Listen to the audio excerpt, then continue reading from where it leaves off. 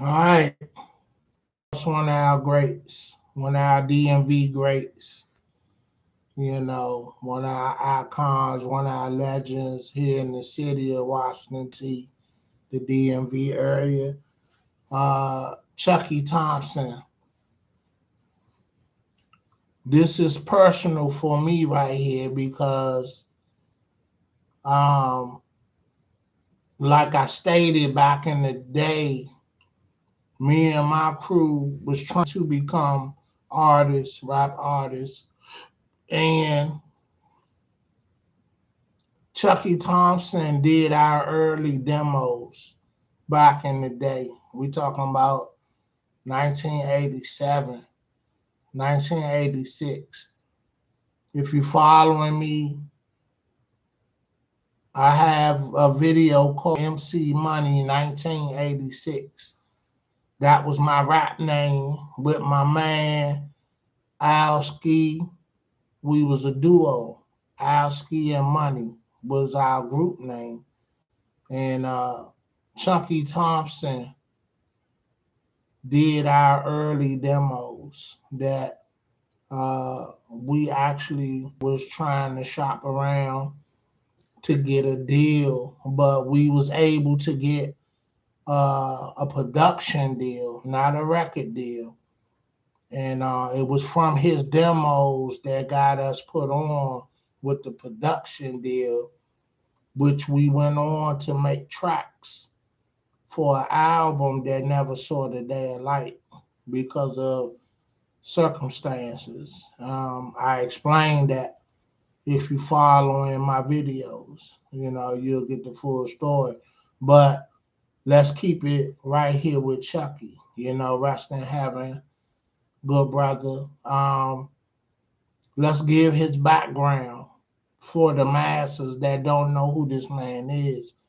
Um, I'm not quite sure if he ever attended Howard University or not, but his family, his mom's home was right out the back of Howard University, and his studio was in the basement of his mom's home, and that's where we cut our demos. So that's so vital because uh,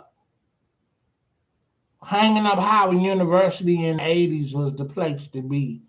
And networking, you know, uh, just in general, Chucky Thompson name rang bells as the demo man that you want to go see that was making hot tracks and beats for anybody that was trying to get on, that was trying to be heard.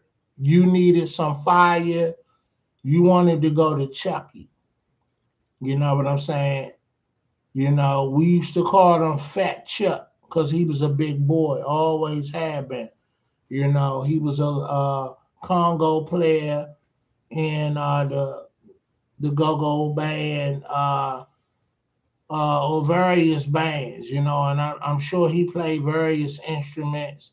But if you go to the go-go live video, he's the Congo player on Chuck Brown or in Chuck Brown band when Chuck came on the stage and did his show on Go Go Live. He had the Sergio Gittini SWAT suit on. That's a vintage SWAT suit like Fila, Lecoq Sportif, Moss Brown. What else? That's how we was rocking it in the 80s. And, with the British outdoors hats with the Gore-Tex jackets, the New Balance 999s, 998s, Super Tims. So this is the era Chucky come up from. So with that being said, y'all know Puff Daddy, P. Diddy, Brother Love, wherever you want to identify this man as, he went to Howard And word got around that Chucky was the guy to go to for the fire music. So therefore, because his name was ringing bells, somehow Puff made his way into setting up a meeting to meet him. And I'm sure they had little shows up at Howard, and a lot of the rappers, the music content was Chucky's. So when Puff started Bad Boy, the label, he took Chucky with him to New York. And he's on the early Mary J. Blige, B.I.G., Notorious Big records, Faith Evans, and the list go on. Total, if you was at Bad Boy in the early days, Craig Mack, this is your guy right here, the hit maker himself. When he was under Puff umbrella at Howard, and when he left with Puff to go to New York, he was part of the team, the producing team called the Hit Makers. So, and another thing, Chuck Brown last album that he put out before he passed, Chucky executive produced that album for Chuck Brown.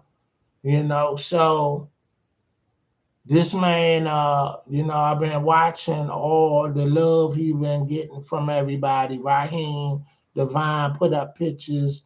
Lettuce, he put up pictures. Easy Street put up pictures. Donnie Simpson put up pictures. DJ Cool put up pictures. Sauce from Backyard Band put up pictures of him and Chucky. So this man was known and loved throughout the hip hop music industry itself.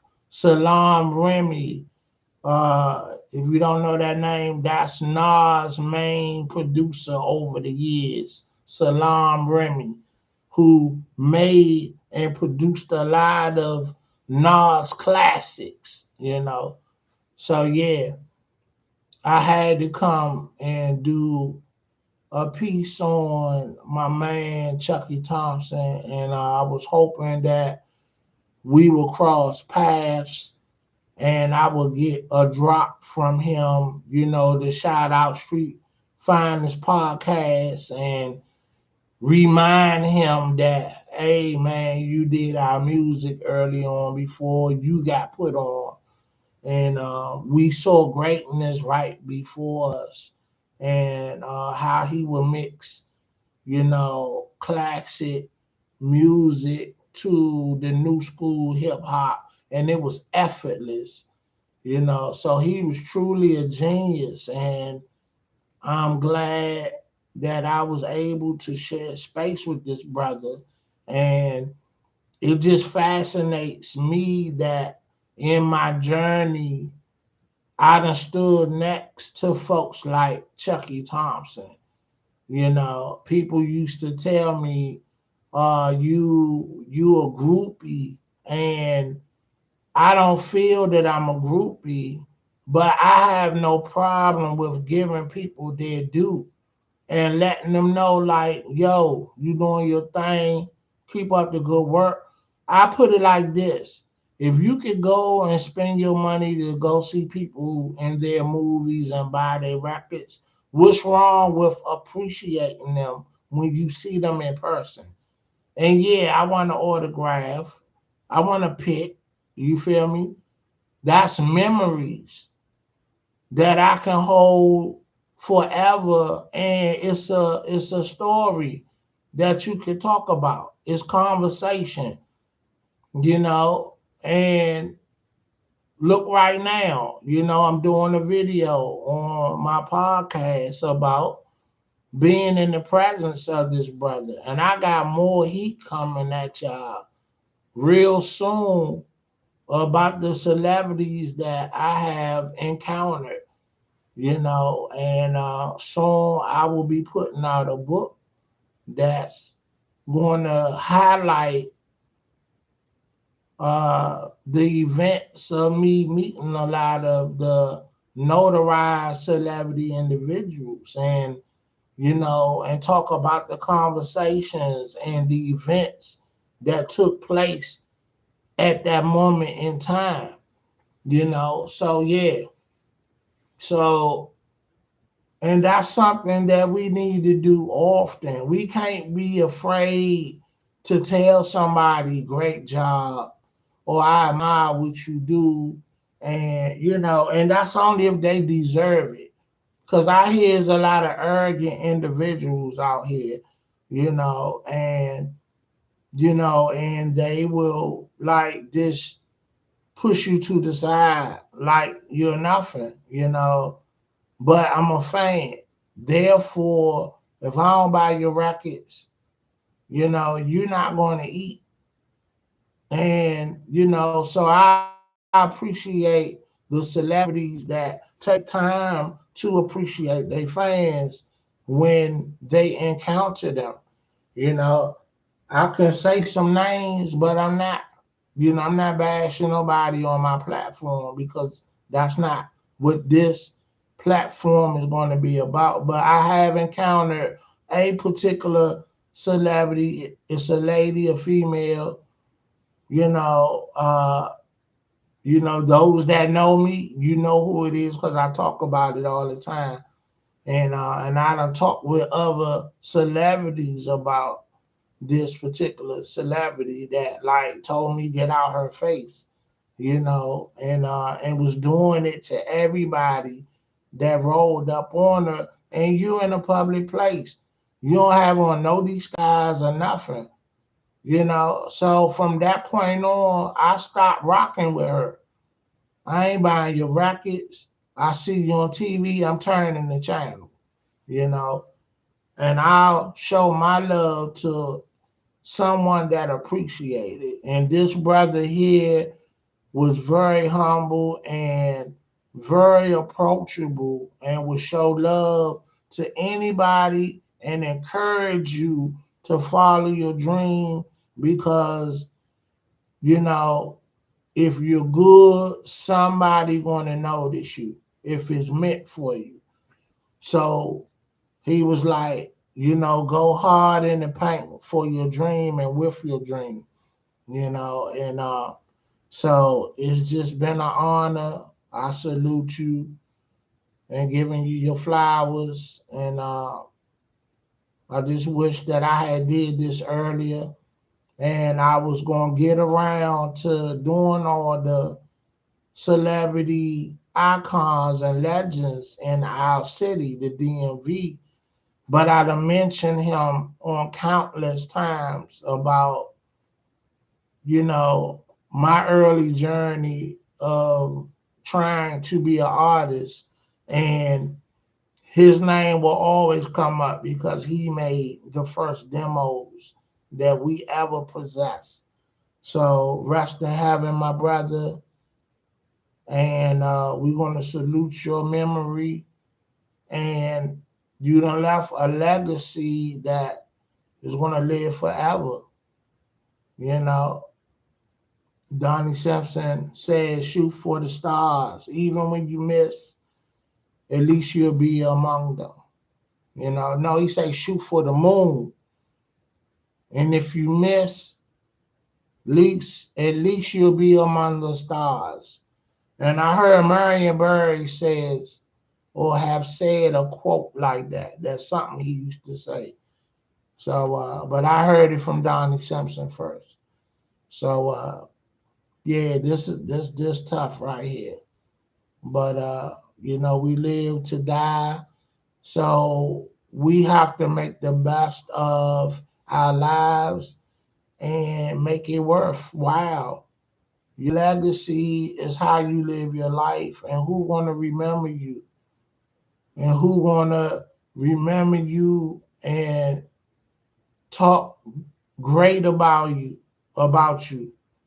A lot of people gonna go away from here and nobody gonna remember you, or cared to remember you because of the way you live your life.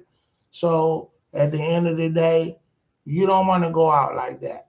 You know, if you shady, change your ways. Because once you check out, you want somebody remembering you for the good things. You know, and that's just it. That's my take on it. Peace out. Big Dave. Streets finest.